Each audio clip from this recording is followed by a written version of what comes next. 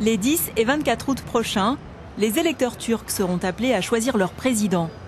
Pour la première fois, ce scrutin aura lieu au suffrage universel direct. Donné favori, le Premier ministre Recep Tayyip Erdoğan a déjà exprimé son intention de faire évoluer la fonction du chef de l'État, dont il entend élargir le rôle et les pouvoirs.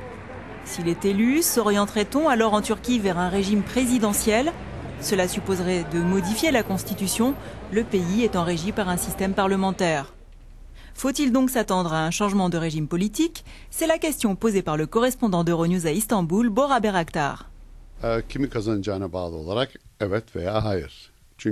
Oui et non, en fonction de qui gagne les élections. L'un des candidats affirme que s'il arrive au pouvoir, il ira au-delà des pouvoirs conférés à la présidence par la Constitution. Car le président s'est vu attribuer un rôle restreint par la Constitution. Mais d'après lui, le président a un pouvoir exécutif de fait. Le candidat Recep Tayyip Erdoğan pense que le président est le chef de l'exécutif, alors que selon la Constitution, il n'est que le chef de l'État. Par conséquent, il repousse la limite. Et il dit qu'il veut continuer de gérer les affaires comme il le fait en tant que Premier ministre, par exemple livrer des contrats, et qu'il continuera quand il deviendra président. Cela s'oppose au rôle traditionnel de la présidence. La Turquie est régie par une constitution entrée en vigueur en 1982, peu après le coup d'État militaire du 12 septembre 1980. Il s'agit de la 4e constitution de la République de Turquie. Elle prévoit une république parlementaire basée sur la séparation des pouvoirs. Le chef d'État promulgue les lois et procède aux nominations dans la haute administration. Toutefois, il joue surtout un rôle d'arbitre et ses fonctions sont largement honorifiques. Le président n'est responsable ni devant le peuple, ni devant le Parlement. La Constitution établit clairement que le président n'est responsable devant personne.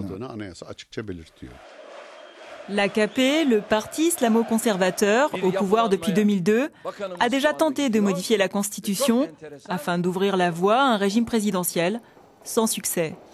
En 2007, les Turcs ont accepté par voie de référendum que le président soit élu au suffrage universel direct et non plus par le Parlement. Le futur président aura ainsi une légitimité électorale, mais pas de responsabilité selon la Constitution. Si Recep Tayyip Erdoğan était élu, il pourrait tenter de diriger l'État sans modifier la Constitution, avance cet analyste politique.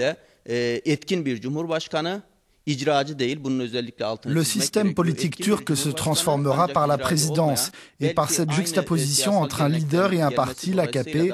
Donc c'est un président efficace qui va amener le changement et non pas l'exécutif.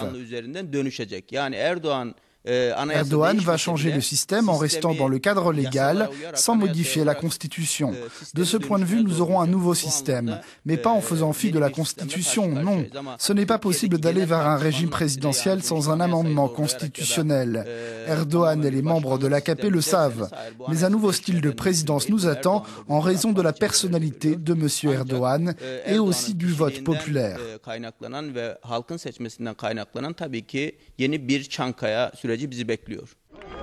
Un style de présidence qui suscite déjà des craintes chez les autres candidats à la présidentielle, plutôt hostile à un changement de régime politique. Certains opposants redoutent qu'Erdoğan, s'il se retrouve à la tête de l'État, ne cherche à concentrer les pouvoirs, lui qui est déjà pointé du doigt pour ses dérives autoritaires. Si Erdoğan remporte les élections, peu après, il va essayer d'établir à sa façon une relation entre le président, le Premier ministre, le Conseil des ministres et le Parlement. Comment vont-ils réagir? Nous verrons. Nous ne le savons pas encore.